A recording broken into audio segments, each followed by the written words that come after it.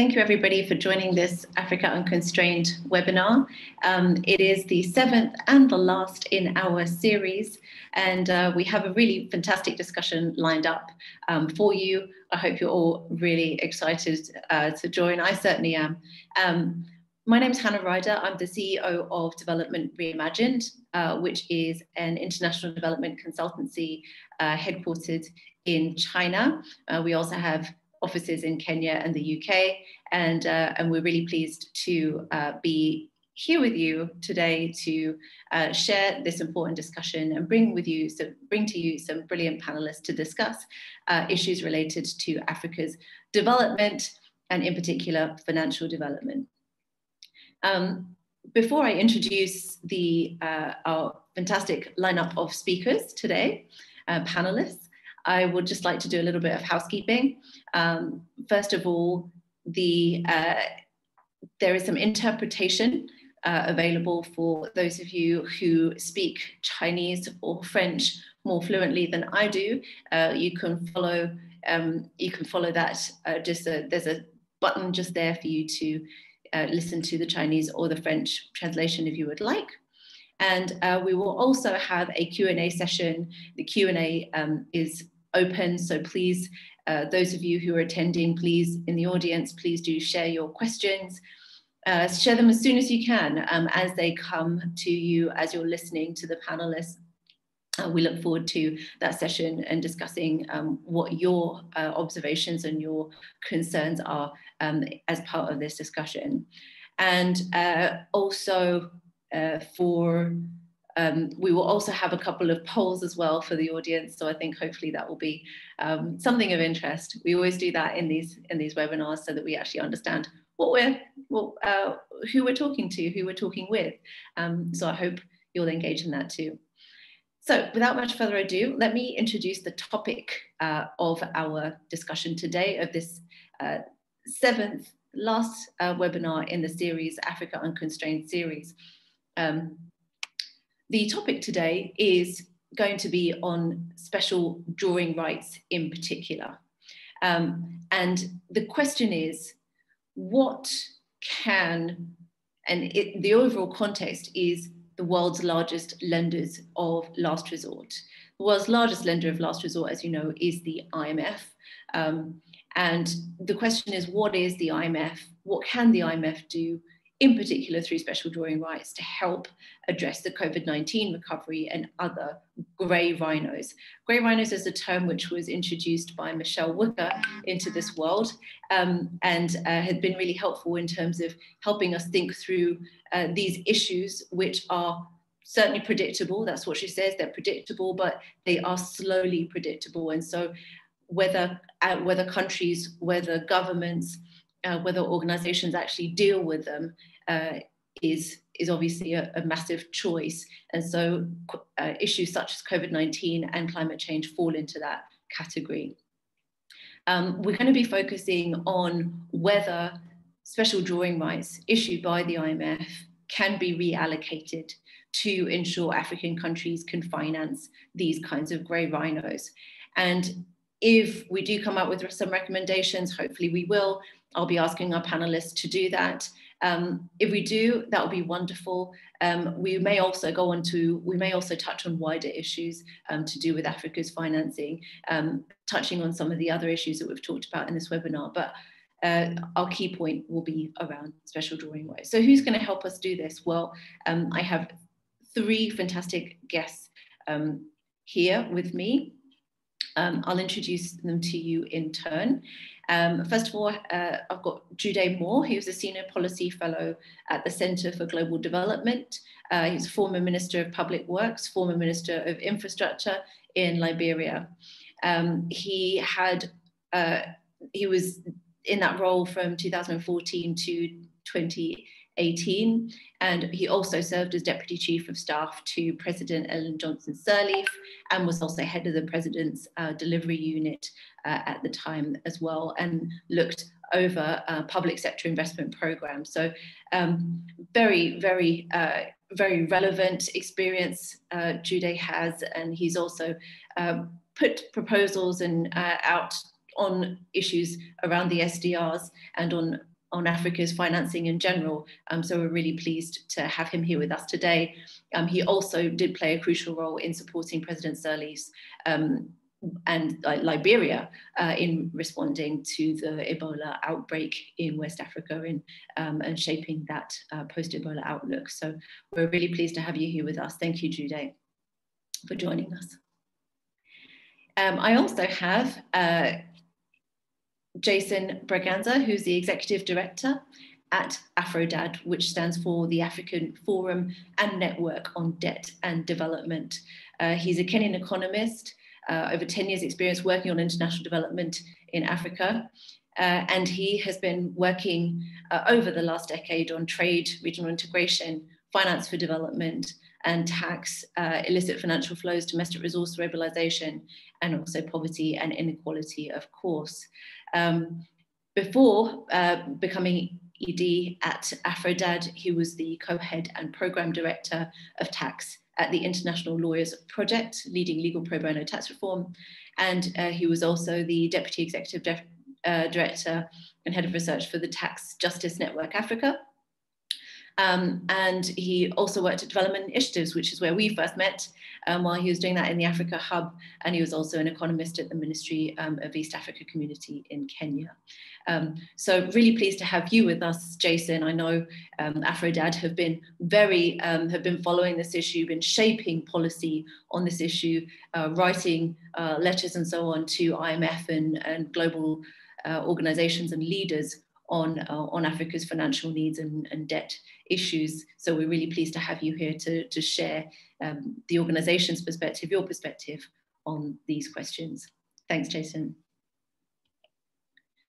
And last but not least, and I'm not quite sure if she has yet managed to join us, we do have one more guest.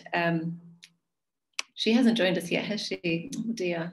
She may be having some problems. We were having some issues, some Zoom issues earlier. Our other guest is Ann Pettifor. Perhaps I will introduce her when she joins. It might be easier to do that. But for now, let's kick off with Gyude and Jason in that case for the moment, and hopefully Ann will join us shortly. So let me begin with my first question. I'm going to kind of try and stimulate the debate here at the for now, and then we'll also, as I mentioned, we'll have a Q&A later. Actually, before I do, let me just ask. Let's see if the audience. Could we ask a question to the audience? Let's put the poll to the audience and see if that will. Ann just arrived, right? Oh, hello, Ann. Great to see you. Thank you for joining us. I'll introduce you in a moment in that case. But why don't we put the poll to the audience, and then I'll introduce Ann Pettifor. So the audience question is, do you think special drawing rights could help with development and financing of African countries? And you've got 3 options there, dear audience. The first answer would be yes, special drawing rights are essential for African countries' development and financing. 2, I'm not sure how SDRs, special drawing rights, could help. No, it would be the third answer. SDRs would be just wasted if they go to African governments. So panelists can't vote because I'm going to ask them what they think. But let's see what the audience say for now. Let's give you a few moments to respond.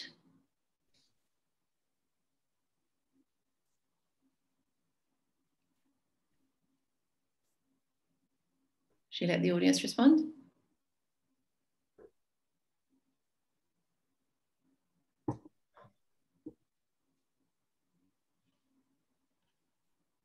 Let's just have a few moments.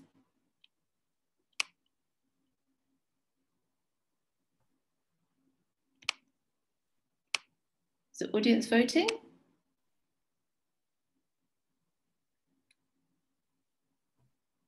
Let's just check with the DR team. Let's check with the audience are voting. We can't see the results at the moment. Quite often we can. we got the votes in yet? Aha, we have, all right. So we have the answer from our audience. We have 67% of the audience say yes, they're essential for African countries' development and financing. We've got 22% of the audience saying they're not sure how special drawing rights could help.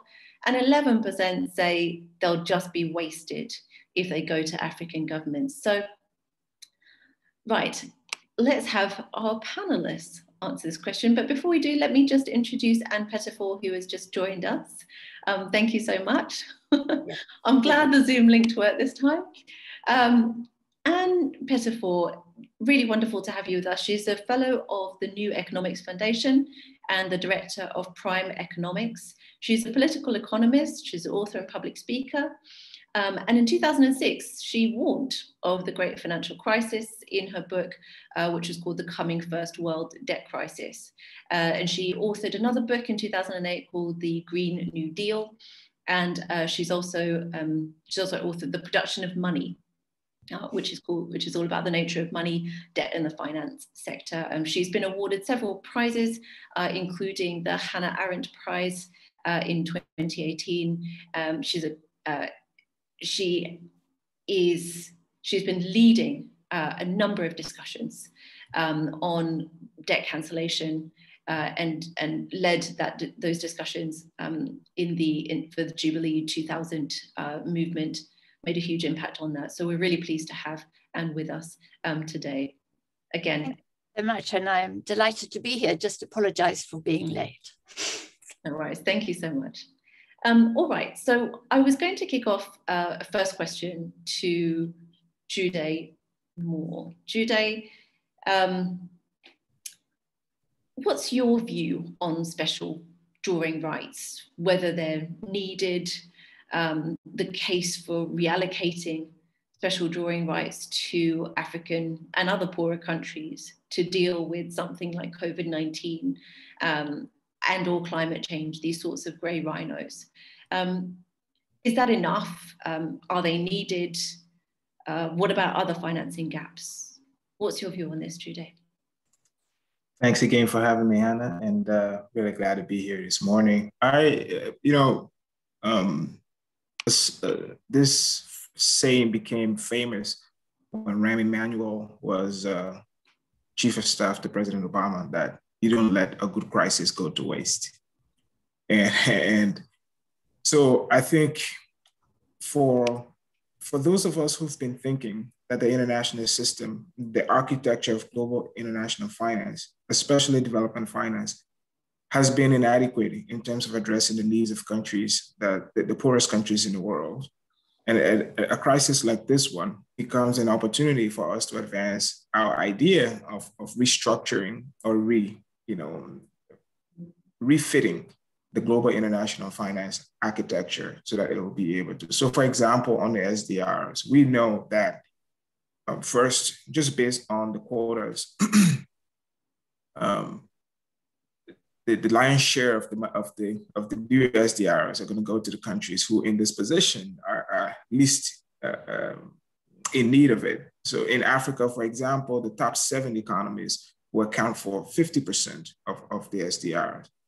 So the recommendations go from, just acknowledge the reality of the way things are and that anything is better than nothing. So that even if the top 7 economies in Africa. Donc, si les 7 pays, les 7 plus grandes économies 这些国家呢，他们也是在使用这个 the views.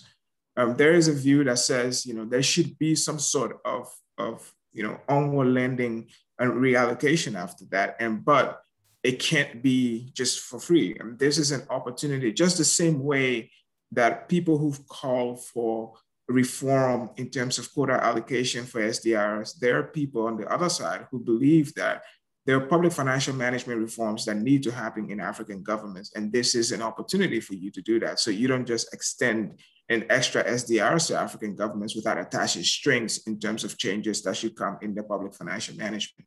And then of course, so there's a whole range of opinions in terms of what should happen. I would note though, that at the last meeting at the UNECA, the African finance ministers did issue a statement that said that they had already breached their fiscal limits. That there's not much more that they can do. They're direly in need of this. We know that within the first quarter of the pandemic, over $100 billion left emerging markets for the safety of more developed markets. That by and large, the cost of borrowing for developed economies is significantly lower than the cost of borrowing for African countries, many of whom, when they issue international debt, have to do so in foreign currency as Eurobonds. And so that also carries risk. It carries its own risk for their economies. The final thing I would say is that the countries that have been most affected by this pandemic are those who are largely dependent on tourism and on commodity exports. And you're describing an African economist when you say that. So it means with demand destruction, with the decline in global demand for the commodities we export, these countries are least capable of domestically raising the resources they need. So I think I'll go back to the recommendation you and I made in our piece. When I know that my colleagues who worked at the IMF and who understand how it worked, they think it's the craziest thing anyone could do because nobody's going to listen to that. But our recommendation is that, a reallocation that means up to 125 billion, if we were to get 650 billion, would be available to the poorest countries, not just to Africa, but to the poorest countries in the world.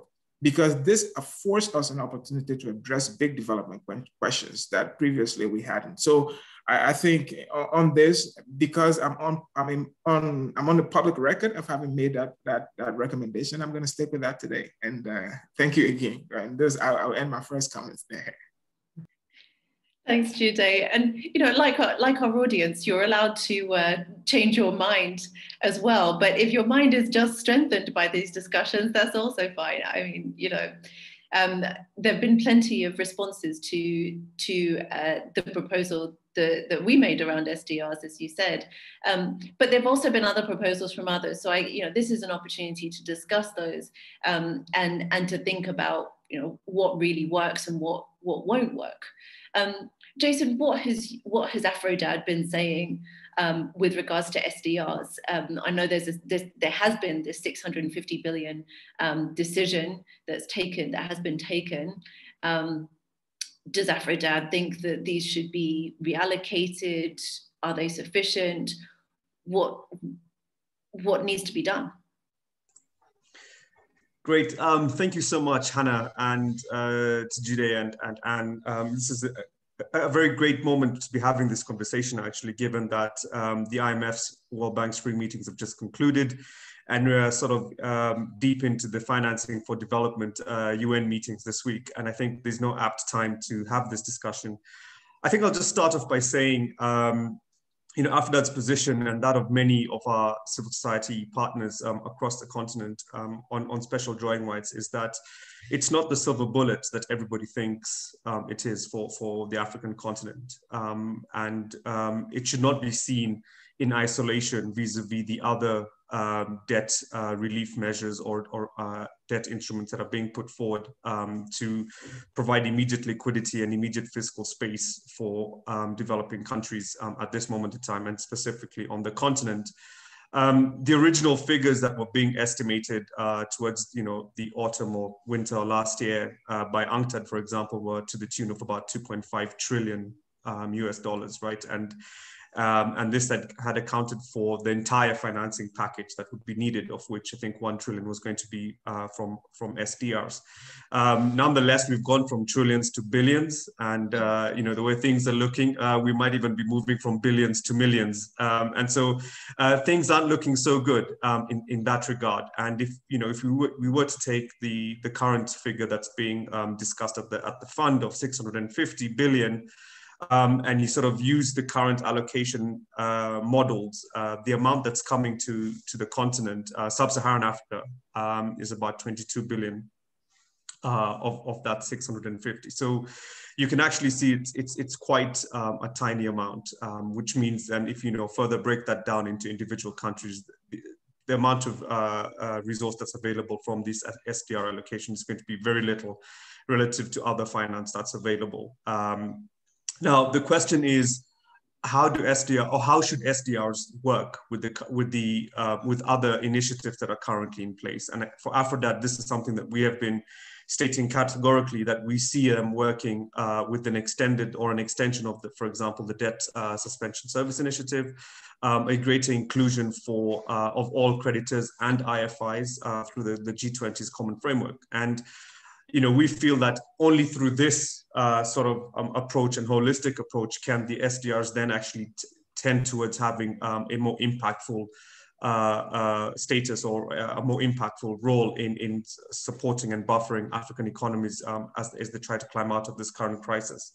But it doesn't take away some of the points that Jude has made, right, on things around economic governance, the structural transformation agenda on the continent that's likely to take a hit, and I'm sure we'll touch on this. But essentially, we should really be looking at the SDRs as one of many options in terms of trying to provide immediate liquidity right now. But there needs to be also some medium to long-term considerations on what that actually means in preventing or sustainably building the continent out of this current crisis. Thanks, Jason. And that's really clear. And I'm glad you also mentioned that, yes, we have, there are a number of financing discussions happening right now. And this is absolutely the right time to be discussing these points and to be forming views on them in order to shape the future. And you have looked at SDRs. You looked at the role of SDRs in the debt crisis, the previous debt crisis, and in the financial crisis. SDRs were not used in the African debt crisis of the 1980s and 1990s.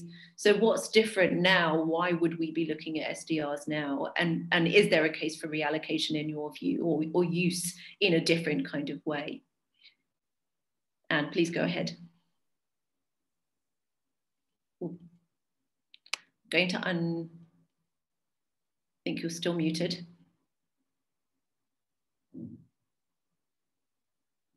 Mute myself, right? Is Perfect. that it? Yes, we can hear you now.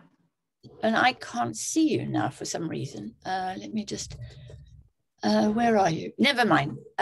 First of all, thank you so much for having me. And thank you also for including me on this excellent panel. I worked with Aphrodite for the Jubilee 2000 campaign and subsequently, and so it's good to be back home in a way, right? As you also know, I'm South African born. My family still live there, most of my family. And so I feel very strongly about this issue. Number one, countries now urgently need dollar bills in order to be able to buy pharmaceuticals and in order to buy the vaccine. And that in itself is a grave injustice that in the case of the AstraZeneca vaccine, the British public, the British taxpayer, has paid for this. Something like 95% of the investment in that vaccine was paid for by the ordinary people of Britain. And the fact that we now are, it's owned by a private company, and the private company is making decisions as to where it will sell and for what price and how much it will give to African governments, is a failure, if you like, of international, a profound failure of international solidarity. So it's no surprise to me that in those circumstances, African governments, including the South African government, urgently need to be able to access dollar bills in order to pay for this stuff. So I understand that, and I don't want to, from my high horse and from my theoretical ivory tower, to be lecturing African governments on that. I'm personally against SDRs, mainly because of the conditionality, but also because it's just another way of getting US dollars. And the US has been very selective in the way it has decided to share US dollars with its partners in the world. OECD governments got access to dollars when they ran. OECD government central banks, should I say, had access to dollars when there was a shortage post-crisis, when money flooded back to the United States. But there were many countries that were excluded from that largesse, including South Africa, but also Venezuela, of course, and Iran and China. So the United States is extraordinarily selective about who will use this reserve currency over which they have such immense imperial power, in my view. But I wanted to come on to a second point, which is I heard speak of the fiscal limits that African governments have faced. Now, there ain't no fiscal limits. There is an awful lot of fiscal rules about, there's an awful lot talked about fiscal limits. But the fiscal limits we face are the limits of the capacity of our economy, essentially. And the idea that, for example, South Africa, which has massive unemployment, which has obscene levels of unemployment, has reached fiscal limits is really untrue. I mean, untrue is the kindest word I can say about it, really. And I think that, for me, is the problem. Now, the problem is that governments who want to expand the fiscal envelope, if you like, who want to create domestic currency, to generate more domestic currency, to invest in the domestic economy, create jobs, generate income from those jobs, including tax income, to balance the public books, if you like, that won't help pay for some pharmaceuticals from abroad. But I want us to understand that actually one of the weaknesses of our economies in Africa is that governors of central banks and treasury ministers, finance ministers, buy into this idea that actually there are fiscal limits, that there are rules about how much fiscal space there is, and so on. And I think that those are very deeply flawed. We've learned here in Britain, we were taught here in Britain that actually we faced fiscal limits. From 2010 onwards, George Osborne told us that we'd, broken the bank. Professor Reinhardt and Rogoff assured governments, including the United States government, the British government, that when fiscal spending reached 90% of GDP, the end of world was nigh. Inflation. Inflation, et cetera, et cetera. And so this gave right-wing orthodox economists and politicians all the munition they needed to, if you like, downsize the state. And they went about and did that. In this crisis, the opposite has happened. A Tory government has decided to spend, spend, spend. It turns out that we had far more fiscal space than anyone ever imagined, or any economist, any orthodox economist, or indeed any economist imagined. And to be fair, our Tory Chancellor began to do exactly that, understood that you could either let the economy implode and everybody would suffer, including big corporations, or you could sustain it through this crisis. And they decided to sustain it. And it turned out that there is a magic money tree. The slogans in past elections was that there is no magic money tree. There is always a magic money tree for bailing out the finance sector, for bailing out banks, Wall Street, London, etc. But there was never a magic money tree for bailing out the people and the economy. But now that argument has been defeated. It's not possible to argue now here in Britain about fiscal limits.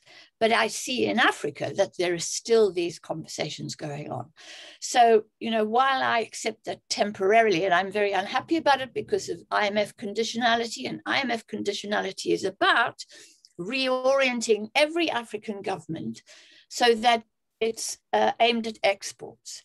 And the reason that export-led economies are so important to the global system is that exports generate dollar bills, essentially, US dollars.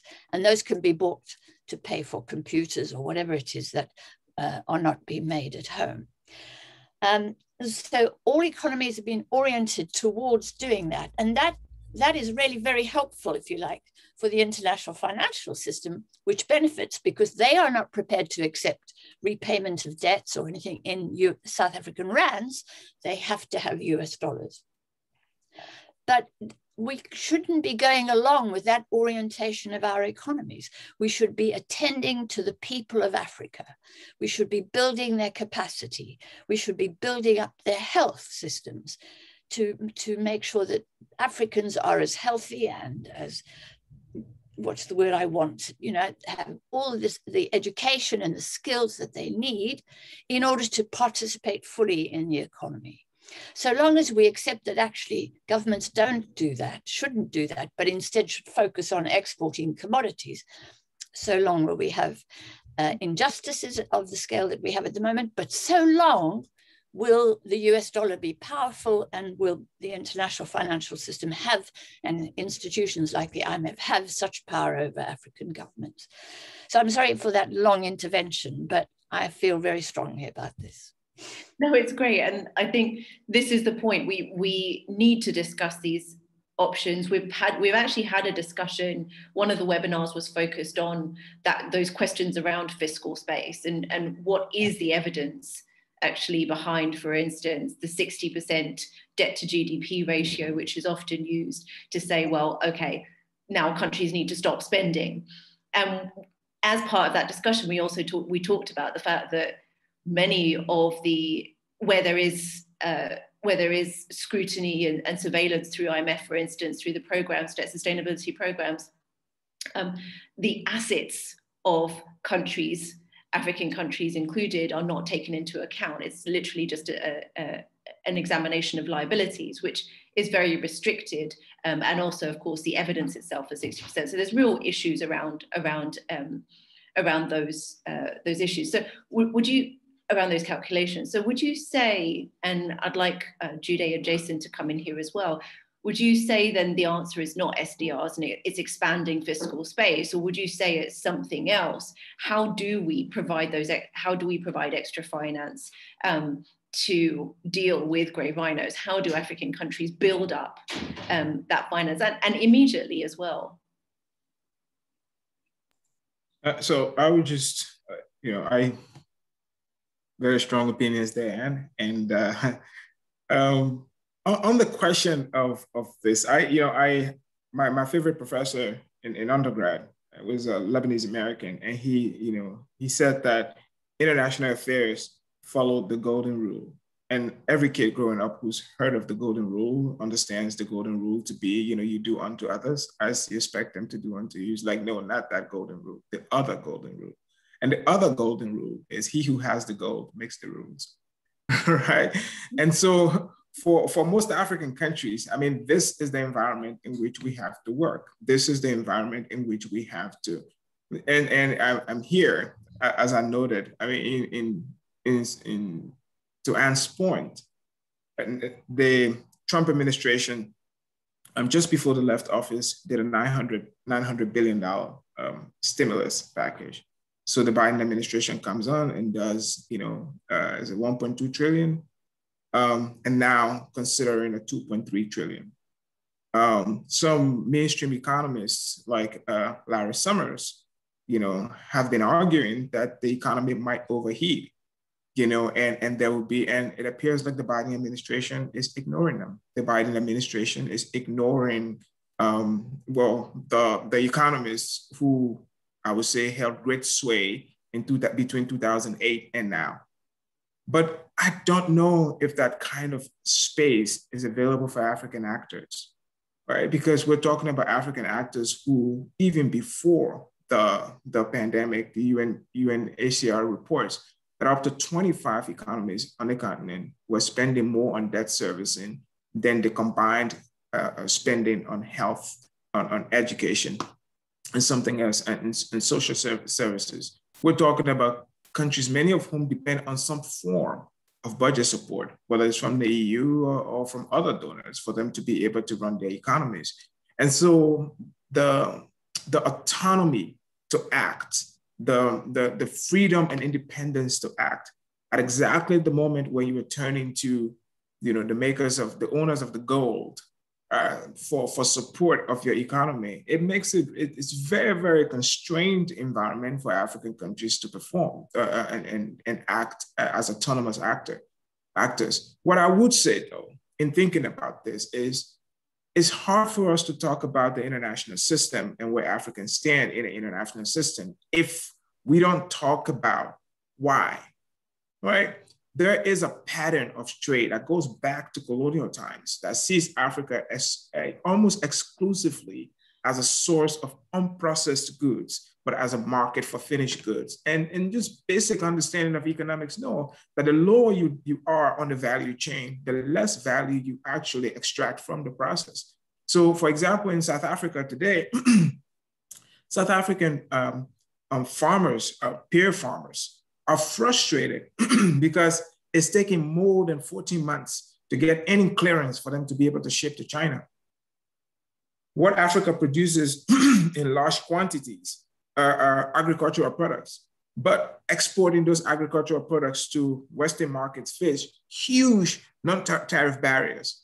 And so all of the areas in which Africa could actually be able to increase its share of global trade in terms of its exports, those are the things that have either the least value or that face the highest barriers in able to do that. So consequently, if we wanted to spend $1 trillion on our combined economy, I know since this outbreak, Ken Ofori-Atta of Ghana, Abiy Ahmed of Ethiopia have been calling for about $300 billion for African economies. That's not going to happen. And so unless African governments are in the position where they can actually be able to make such a decision, I think we're going to have to. And then the final thing, and then I will stop, is it is not crazy and out of the ordinary for us to also have a conversation about the quality of public financial management on the continent, right? There is this thing happening in Kenya now, where Kenyans are basically petitioning the IMF and saying, don't lend our government any more money. Because if you lend them money, we're not going to get it. There is even a clip of this guy who runs, Boda Bodas, and he's on the phone, supposedly with the IMF, and telling them, if you want to support businesses, here's my M-Pesa number, send the money directly to me, do not send the money into my government. I know he's been funny, but there is a need for African governments to be responsible to their people in terms of the quality of their spending, the quality of the choice of projects that we're spending on, and how that money is being used, especially for the people on whose behalf they're getting these loans. So I think that's where I want to end for now. Thanks, Gyude. And what about you, Jason? I mean, that point about our African governments spending well, this is obviously a concern when it comes to SDRs or any other expanded form of finance, even private sector finance. For Afrodad, and from your perspective, what is the answer? How can there be? Because there are clear financing needs, right? There are. Yeah. There's a huge infrastructure financing gap. We're talking about COVID-19, we're talking about climate change, an additional 20-30 billion a year just in Africa. How is that done with more finance, more accounts? What is the answer, Jason? I wish I did have the answer, because then, I'd be probably sitting in Washington during these meetings, presenting these answers. But I want to start off where both Jude and Anne have left off, which is, I think the first and foremost thing to understand or to appreciate in this current crisis is that the continent was, broadly speaking, already headed towards this debt precipice. COVID-19, what COVID-19 has done has accelerated the debt crisis on the continent. And I think also what the pandemic has done has also exposed some of the harsh realities in the weaknesses in some of the development models that are being provided in the form of technical assistance or technical advice to some of our governments. And Jude put it very well, if I can paraphrase, is that there has been an erosion of the self-determination of many African states. And so the conditionalities and the powers that organizations like the IMF and other IFIs hold on national treasuries and central banks remains extremely strong. And I think this is then the opportunity really for governments on the continent to relook at an alternative model of development, an alternative way of financing. Because the third thing that the COVID-19 pandemic has brought to the fore, and even though it's less spoken about, is the continent's role or position within the global supply chain or the global trading system. You know, at the first peak of the pandemic in the summer of last year, it was very evident, you know, how supply chains were disrupted because, you know, raw materials from the continent were not making it to, you know, factories and other destinations to be converted into finished goods. So the role of the continent in global supply chain and global trade and commerce has really, you know, has been seen to be quite an integral part in that process. And so when we're talking about the effectiveness of the special drawing rights, and I have to agree with Anne here around the conditionalities that are likely to come on, not just with special drawing rights, but the accompanying other loans, because special drawing rights generally tend not to necessarily have any conditions attached to them, but it's the other loans that are being handed out by the IMF that we've got to worry about. Jude has mentioned Kenya here, and for example, the most recent loan that's been approved, 2.3 billion, some of it does have conditions related to taxes.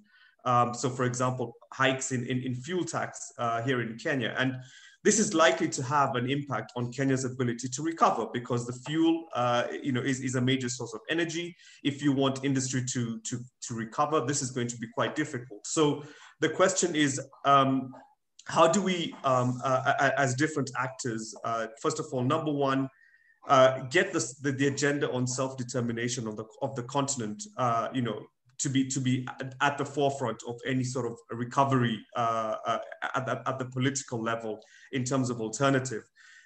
Second is to actually understand how different financing instruments can be transformative. And I think this is the point where we're not seeing the debt that has been accumulated over the past 15 years on the continent has had very limited transformative impact in terms of jobs, in terms of mechanizing or industrializing any of the countries. We're still very much dependent on primary commodities. We're still very much dependent on industries like tourism. There's been very little that has been done to move the continent with the debt finance available up the value chain and up the supply chain in many of the productive sectors. And we've also then disinvested in social sectors, which are very fundamental now that we're talking about you know, recovery and how SDRs would be used. A lot of the arguments in support of SDRs is that they should be invested in social sectors, in health specifically, to, you know, on the one hand to procure vaccines, but also to invest in social protection programs, in buffering these up, in trying to get the continent out of the current crisis. So I do think that there is an important point here in terms of looking forward and the use of additional fiscal space and liquidity that's being created, that there is a transformative agenda that comes out of this. And it's not more of the same where we continue to, you know, put flowers in aeroplanes and send them to Europe, or export copper ore to China where they can be converted into or cobalt that can be used in the manufacturing of laptops. These things should be done on the continent. And I think when that sort of investment or that sort of debt is then invested in transformative impacts and transformations of our economies, then we can genuinely start talking about being able to do quantitative easing and there not being any debt ceilings, and for us to have debt to GDP ratios that are over 100%. I think, you know, it's for those reasons that you know, many economists will argue that African countries can't do that because we just don't have the tax to GDP ratios to do this, which I think is not necessarily correct, because the architecture as designed, as Jude has mentioned, is deliberately made to make the continent stay behind and not move up this chain and be able to then access and develop in this transformative way. Yeah, these are so complex, and it's just, in a sense, we have to work on all of them simultaneously, I guess, which is the first step. You know, what first step do we take? our team did a report which preceded these webinars, which was looking at 10 different options for reimagining Africa's debt system. And we looked at, structural transformation itself, looking at these debt ceilings as we've just been discussing. Other options, the structural adjustment type programs. What can we do? What can we do now? What can we do today with SDRs and available finance? I'm also going to just mention, by the way, that we've actually got one Q&A that's already come in, and I think there's a few others that are going to be coming in and encouraging our audience to share more. Perhaps we should go also to our Q&A immediately, and we have one specifically for you, which was first saying brilliantly provocative, thank you. But the audience member, Charlie Robertson, wanted to ask about the point around dollars in the international system. And I guess it also comes back to this sort of structural challenges, situation that African countries find themselves in. When I think you mentioned that China, India, Europe, and the US sell to Africa, they're looking to be paid in dollars as well for the products they make. And African governments spending more without earning dollars. Could you just explain your point around the need for investment and imports and the foreign currency? But also, please also do respond to the other points that Gyude and Jason have made as well.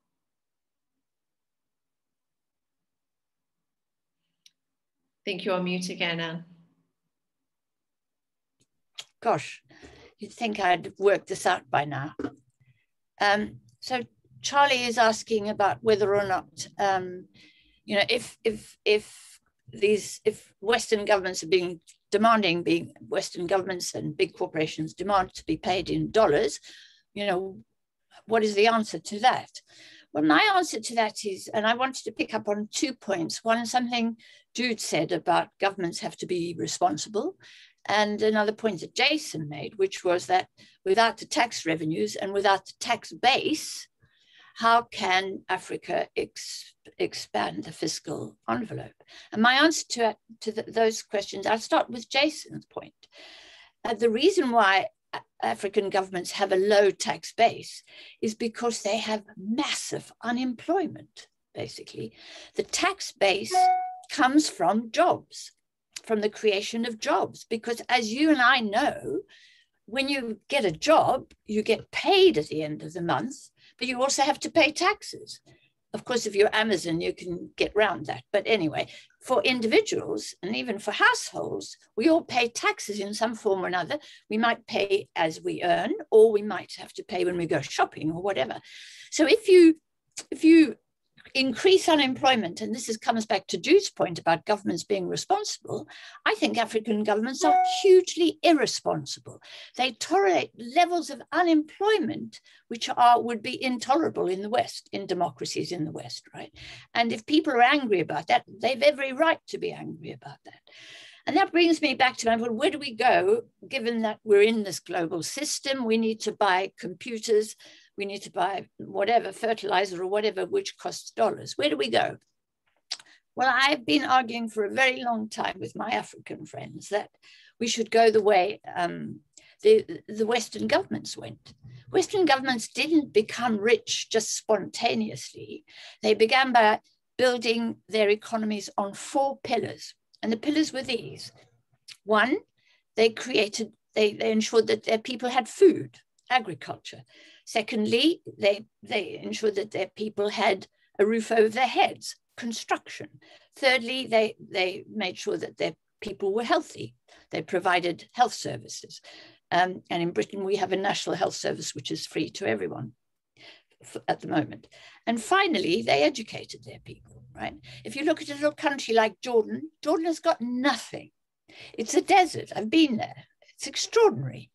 But it has a very highly educated workforce, and it is used and it's housed its workforce to an extent. They've got big problems now, but as they developed, They develop by building the capacity of their people. Now, I'm South African. The levels of unemployment in South Africa, of youth unemployment, are incredibly irresponsible.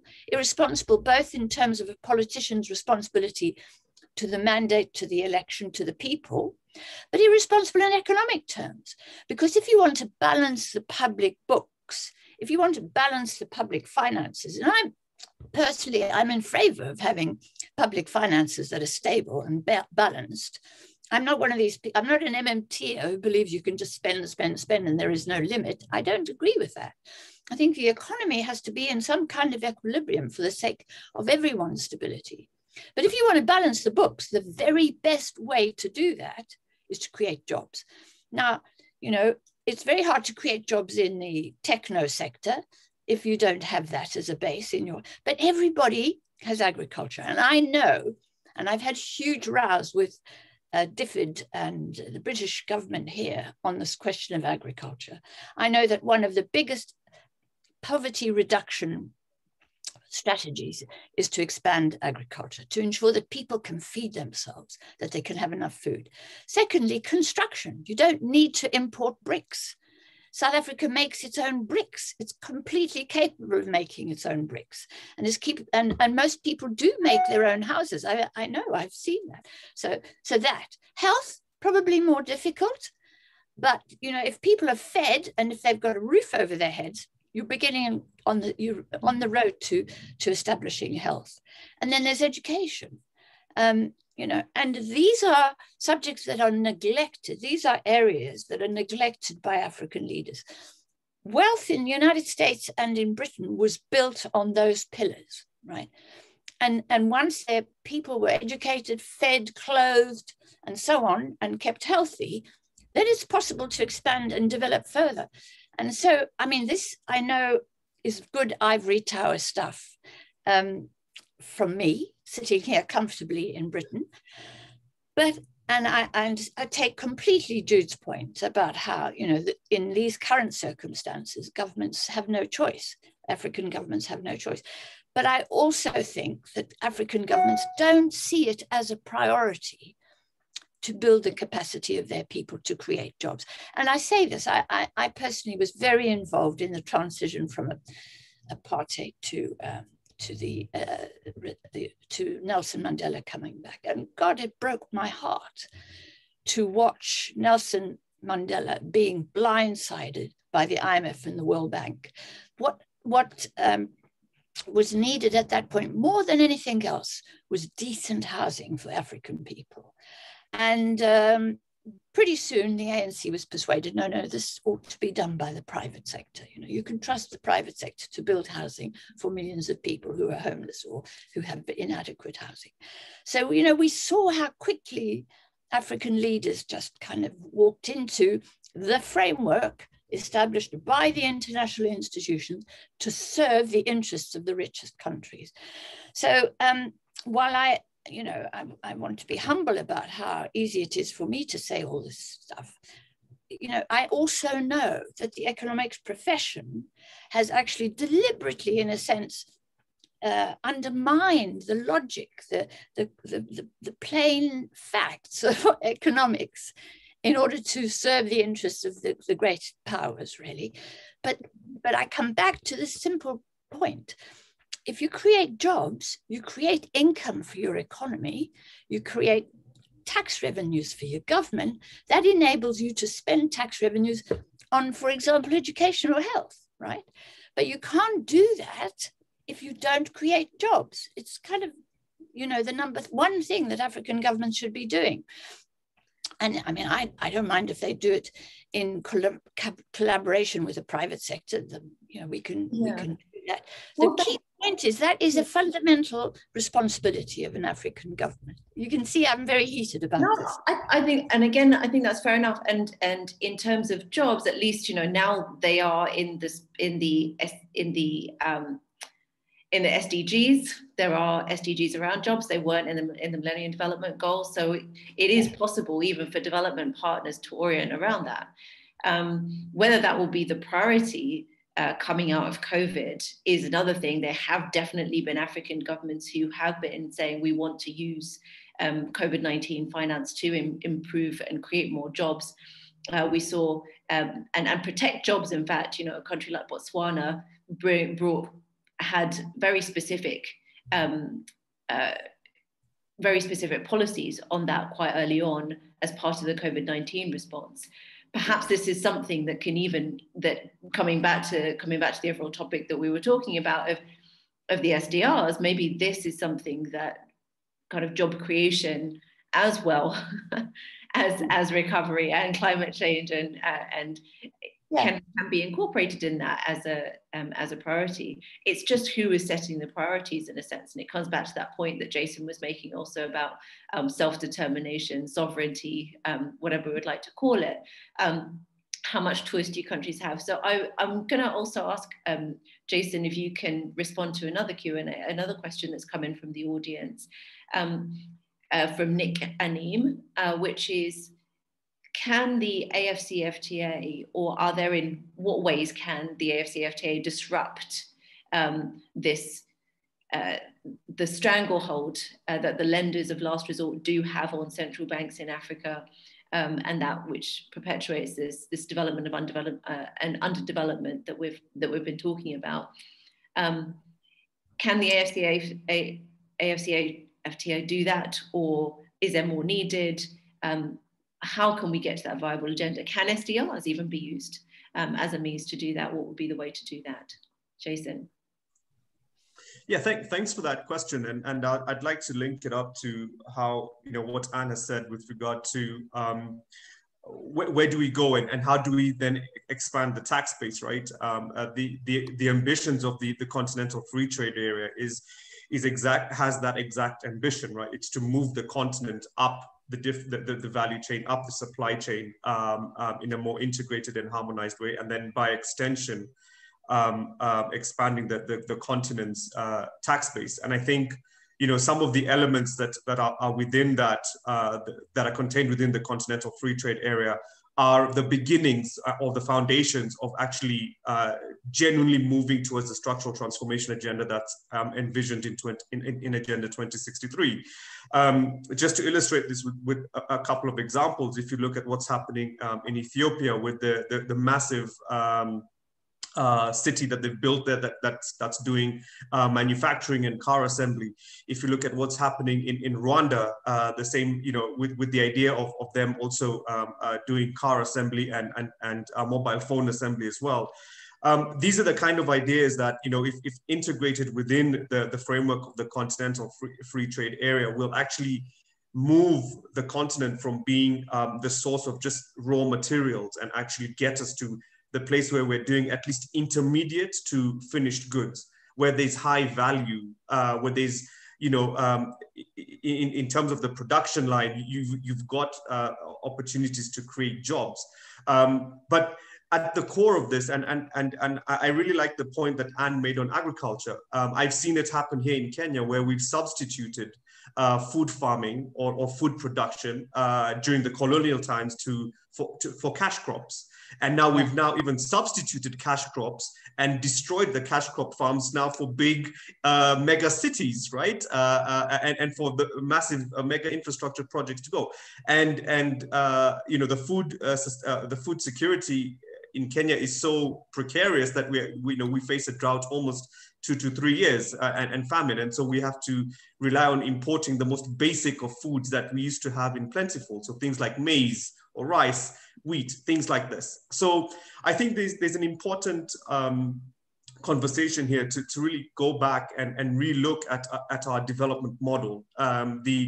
You know, and whilst there is a place and a space for all different types of finances, whether it comes from the state, whether it comes from the private sector, I think there's an important role to be played here in ensuring that all forms of finance really generate a tax revenue for the state that is then kept in the economy or kept in the country and then can be reinvested in other sectors. And I think that's another component of how, you know, talking about how SDRs will be used, how the fiscal space will be created. It's also about the retention of tax revenues that are created, because we do have a significant source of fiscal leakages through illicit financial flows, tax evasion, avoidance, and so forth, leaving the continent by the so-called investors that are putting up their projects or implementing their projects on the continent. So when we're talking about all these different components and different facets of how do we ensure that the continent, through the Continental Free Trade Area, or through the issuance of special drawing rights or the debt service suspension initiative, the important thing is to always ensure that the continent is able to, first of all, also keep within its borders and within its jurisdictions the resources and the revenues that it is generating, so that these can be then reinvested back into the continent and back into supporting the citizens. So it's a very long-winded answer to Nick's question about the CFTA. But I think in part, yes, there is a role there for the CFTA to play in ripping up the rule book, but it will take also a very radical set of thinking by politicians, by policymakers to really relook and rethink and reimagine what the continent's transformation is going to look like. Yeah, thank you, Jason. And I'll also point to linking to AFCFTA. We also had a discussion about an African Monetary Fund, which again could play a very important role, has been ratified by a few countries, but does definitely, in order to become a reality on the continent, it's the only region that doesn't have its own monetary fund, and could also play a really important financial role. So it is very important that we explore these options, bring them into reality, and use them very proactively, just like AFCFTA. I'm aware that we are running out of time. Gyude, would you like to yes, whether you wanted to add on questions? I wanted to offer some comments. I will go back again to this idea that the response to this crisis is going to be, there is no silver bullet. And to Jason's point, the SDR issuance is just one of the tools that's available.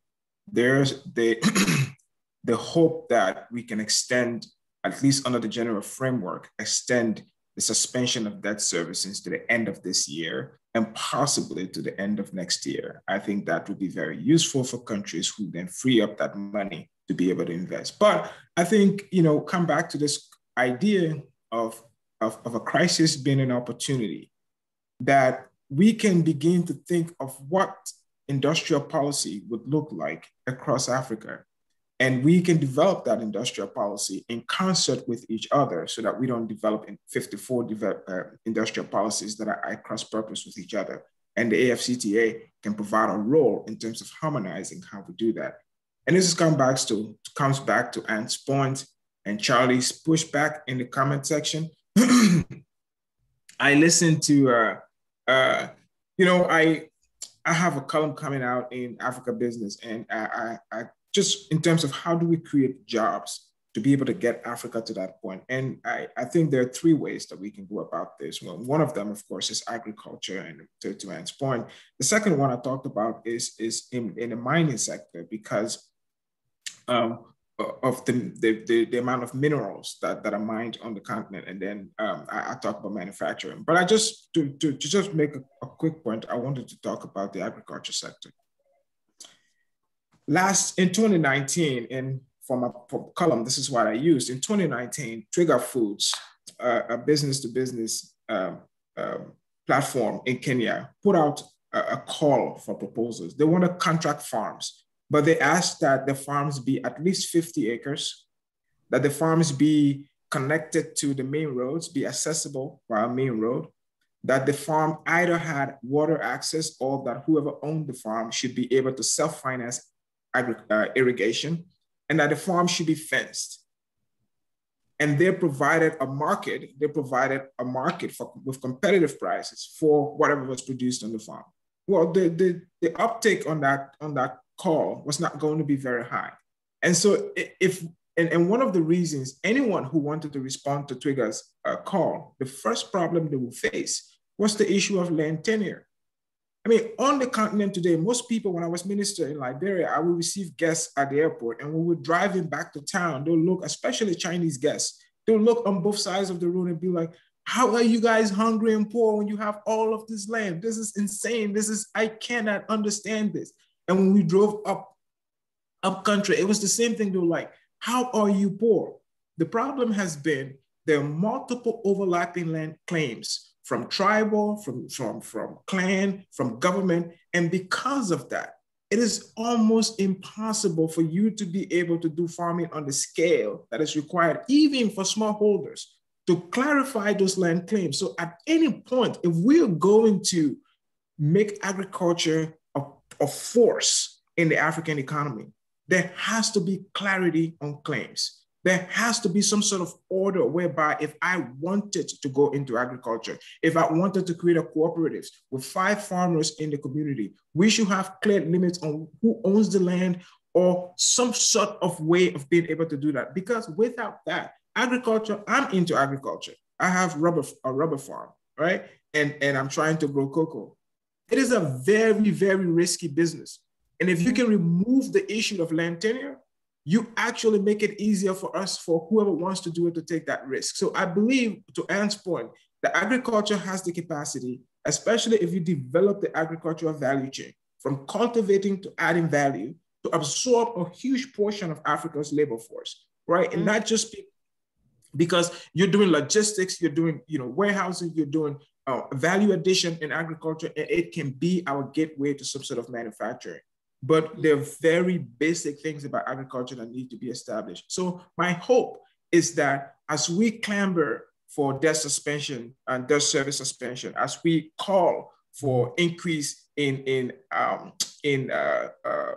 SDRs, especially onward lending, and increase the amount of SDRs that's actually afforded to African countries, if there are going to be any conditions, my hope it is the Africans themselves who will offer this. And I think this is one of the last point I will make is when it comes to agenda setting on the international stage, Africa tends to have a muted voice. African governments are not the ones who are, making the loudest noise in terms of this is what we want. And so I think industrial policy that puts agriculture at the middle, but doing the basic things that need to be in place for agriculture to be successful will be very necessary going forward. Mm-hmm. Thank you, Jude. Now we have literally 4 minutes left for this discussion, and I still want to ask our audience poll at the end of what we will do. But I'm going to ask all of you to give us your final words and framed around one particular question, which is, if you were, and this is our wrap-up question, if you were to advise African leaders now what to do with respect to reimagining the use of special drawing rights, given how wide our discussion has been, it really will be imagining quite broad. How would you suggest they proceed? And so just 1 minute each, if possible. What's your advice to African leaders? How do they get their voice heard on this? What should they be saying? Jason, you first. Oh, thanks. I thought you were going to go with Ann first. I'll go first very quickly. Mixing it up. But the first thing is, first of all, is not to see the SDR as a silver bullet. That's the first thing, and this is not going to solve the medium to long term fiscal challenges that the government's going to face. The second point is investments now need to be in 3 areas. There's the social sector, which is education, health, water and sanitation, in protecting the population. And the third is investments need to be transformative. There needs to be a plan where the investments that are being made today build the governments or build the economies out of this in a stronger way. So it's sort of move away from the hard physical infrastructure that has dominated over the last decade and sort of build the more softer social infrastructure that will maintain and sort of in a way also equalize out society. And I think, you know, things like and getting sectors to speak to each other. I think Gyude has mentioned a very good point on agriculture, but then you've got to have an education system that speaks to the kind of economy that you want. We all can't be in the technology sector, right? Some of us need to do the hard graft and stuff like that. So yeah. Excellent. Thank you, Jason. Great advice. Anne, your thoughts? So my advice to an African leader would be jobs, jobs, jobs. Whoops. Have you? Am I unmuted? You're here. Yep, you're perfect. Jobs, jobs, jobs, jobs, jobs. And I hear what Jason has said, or was it Jude, sorry, was saying about agriculture and about land claims and so on. These are all complicated. Can I say one of the most important areas of work is the work that women do, and that's caring work, right? And you don't need agricultural land or lawyers or contracts or whatever to do an awful lot of caring work. But caring work is also undervalued. It's not regarded as important. But caring for children, caring for the elderly, caring for the sick, these are jobs that can be done without building fancy infrastructure necessarily, right? So, I mean, I would like African leaders to be more imaginative about what kind of jobs they can create within the constraints that they have. But first of all, they got to create jobs that'll give them political stability, it'll give their public finances economic stability, and it'll give them a platform on which to build to challenge the international system. Okay. All right. Jobs as the answer to the Grey Rhino. Gyude, you have the last word. Industrial policy. Every single country that has come through. I know that most African countries face resistance at the IFIs when they talk of industrial policy, because the previous iteration of industrial policy failed because governments attempted to pick winners. And so, you know, there's not a lot of support. But the good thing is the IFIs are not the only actors now. You have China. You know, this thing where there's this war and stuff. Look, China provides, and this is something I feel like African governments, especially on the fact of developing their domestic agricultural sector, they haven't really exploited. You know, that if the World Bank doesn't agree with your development policy, if the IMF thinks your industrial policy, you know, no, it's not the right thing to do, well, you've for the last 20 years, we've had China that we can go to. In some instances, the Chinese financing was almost as much as we were getting from development banks. So I think coming out of this, one of the things that African governments have to stress and do it as best as they possibly can is some sort of industrial policy that centers agriculture in their economies. Okay, and so that's how they should use SDRs. Question will be, do governments have the space to do that? We will have to see. And I guess part of the next steps from this conference, from this webinar, will be kind of working on ensuring that they do have that self-determination, in a sense, to be able to put forward to actually implement these sorts of recommendations coming out of here. Well, I want to thank you all. Let's have our audience question. I think the answer to this poll will be very interesting. Just before we close, let's put the poll out there. DR team, are you ready? Okay, in light of our discussion today, should SDRs be reallocated directly to African countries or directed to the IMF or World Bank to disburse to African countries? So it's a fairly narrow question, but I think nevertheless, it will be pretty interesting to see what they say. Answer number one is they should be reallocated directly to African countries. Number two, the IMF or bank should disperse them. And three, neither. SDR reallocation would not be helpful. So we'll just wait for a few more seconds to see the results. And in the meantime, I want to say thank you so much to our panelists for a really fantastic discussion and dialogue on this issue. I think we all learned so much from all of you. Really fantastic. All right, let's see what the audience said. What are the results? Aha, okay. We have 58% of the audience saying SDRs should be reallocated directly to African countries. And I'm guessing to deal with and be able to implement some of the ideas that our panelists have discussed today. We have 25% saying the IMF or banks should disperse them, and then 17%, an interesting 17% saying SDR reallocation would not be helpful at all. So thank you. Thank you again, panelists. Thank you, audience, for sharing your views with us, sharing your questions as well for our panelists. Really fantastic. And thank you, everybody who has tuned in to this webinar series. Thank you all for joining this journey with us. I'm looking forward to, let's see if we launch another one. But for now, thank you to DR team as well and our translators for all their work, hard work on this webinar series. It's been great.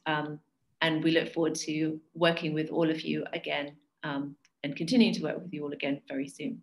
Take care, everyone. Cheers. Great, thanks. Stay well. Thank you. Great.